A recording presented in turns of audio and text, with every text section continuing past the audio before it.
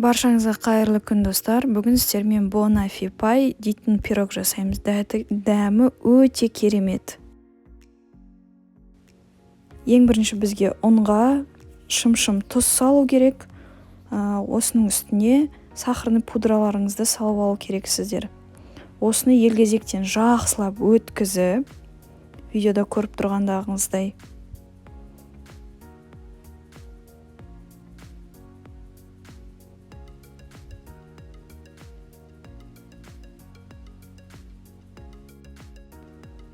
сливочный маслоны теркадан осылай өткізіп аласыз. Міндетті түрде холодильникта болу керек. Сосын жұмыртқаның сарысы керек бізге.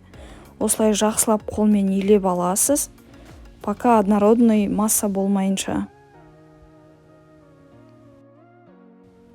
Қамырымыз дайын. Осылай керек формаңызға жайып аласыз. Егер сіздің формаңыз үлкен болса, мен видеоның астына рецепті тоже жазып өтемін. Осылай жайып алғаннан кейін вилкамен міндетті түрде тесіп шығу керексіз. Болмаған жағдайда тестаңыз көтеріліп кетуі мүмкін қамырыңыз. Қамырыңыз дайын болса, 20-25 минутқа 170 градусқа духовкаға жібереміз. Енді қамырымыз піскенше біз сливки мен сахарный пудраны жақсылап араластырып бит етіп қойымыз керек. Көбіршіктеніп жақсылап көтерілу керек, пена болып. Сол кезде дайын болып саналады.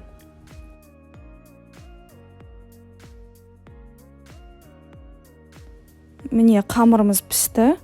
Бізге вареный сгущенканың жарты банкасы кетті маған. Ал егер сізде үлкен форма болса, онда бір банкасы түгел кетеді.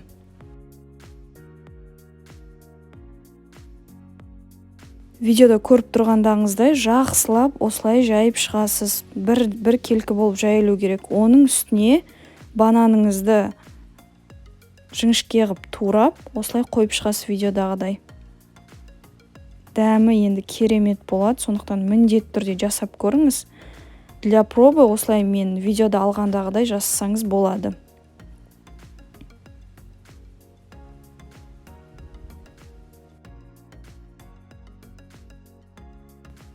Сливкимен жасалған кремімізді осылай кондитерский пакетке салып, міне осылай қойып шығасыз. Өте әдемі болады. Ашық жерлерге де міндетті түрде креміңізді құюды ұмытпаңыз. Міне мен толтырып шықтым толықтай. Беті өте әдемі болып шықты. Осының бетіне мен какао Несквикті осылай кішкене салып, сеуіп қойдым.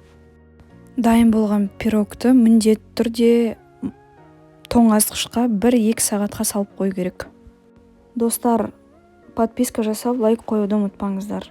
Менің каналымды жоғалтып алмас үшін. Болашақта хит рецепттер шығаратын боламыз.